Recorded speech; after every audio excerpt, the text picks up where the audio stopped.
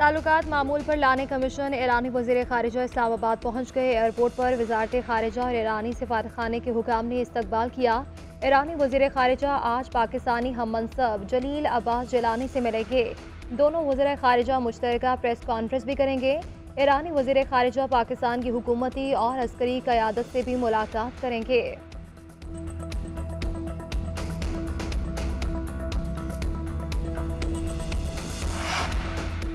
अपने साथ जुल्म बर्दाश्त कर लूँगा, अवाम के साथ जुल्म बर्दाश्त नहीं करूँगा। खुशहाली जो हमसे दूर हो गई उसे वापस लाएंगे। मुझे अवाम का साथ चाहिए। नवाज शरीफ का सियालकोट में जलसे से खिताब। बोले हमारी हुकूमत ख़त्म ना की जाती तो कोई बेरोजगार ना होता। पेट्रोल 65 रुपये लीटर पर छोड़ कर गया था, आज कितना महंगा हो गया है। 50 रुपये किलो वाली चीनी आज 150 रुपये तक पहुँच गई है। हम जो पाकिस्तान छोड़ गए वो नज़र नहीं आ रहा। एक कौम यकसा कानून सब बराबर, शानदार पाकिस्तान, शानदार मुस्तकबिल और ख़राब माजी से छुटकारा। तहरीक इंसाफ का इंतखाबी मंशूर का ऐलान। बैरिस्टर गौहर खान का कहना है कि PTI का मंशूर नया पाकिस्तान और तब्दीली का निज़ाम रखा गया।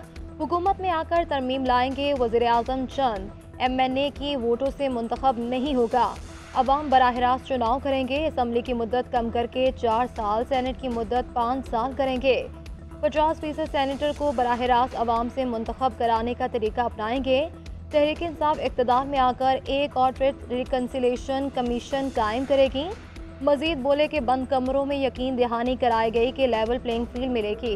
लेवल प्लेइंग फील्ड तो क्या, फील्ड ही नहीं दी गई। इलेक्शन मुहिम में हमारे बुनियादी हुकूक की खिलाफ वर्जी की जा रही है। बल्ला छीन लिया, नए निशान मुतारिफ करवाने में मुश्किलात डाली गई।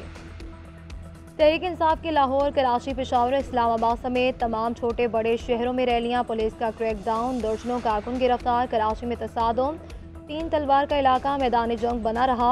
मुतादिद कारकुन जख्मी। लाहौर के कई इलाके बानी चेयरमैन PTI के नारों से गूंजते रहे। खवातीन और बच्चों की भी बड़ी तादाद में शिरकत। मियां अजहर गिरफ्तारी के बाद रिहा।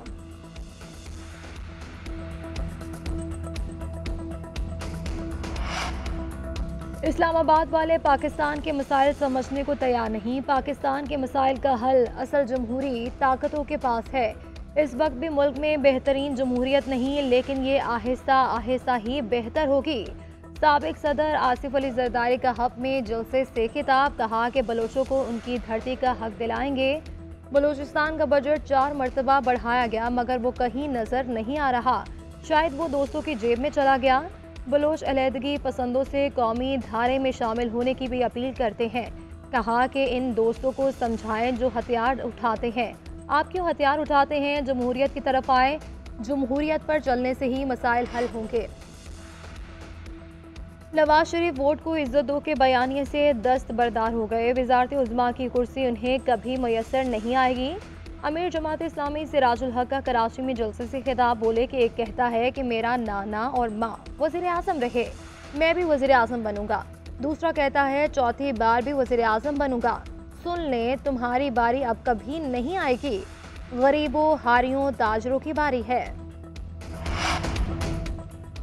फौजी अदालतों में सिविलियंस के ट्रायल के खिलाफ अपीलें। जस्टिस सरदार तारिक मसूद की सरबराही में सुप्रीम कोर्ट का 6 रुकनी लार्जर बेंच आज समाअत करेगा। जस्टिस अमीनुद्दीन खान, जस्टिस मोहम्मद अली मजहर, जस्टिस सैयद हसन अजहर रिजवी, जस्टिस मुसर्रत हिलाली और जस्टिस इरफान सादत खान भी बेंच का हिस्सा।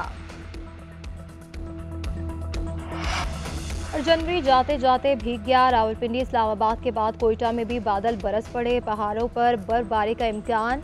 पारा चनाब में बारिश और बर्फबारी। पेशावर और गिरदोनवाब में भी बूंदाबांदी से नज़ारे हसीन हो गए।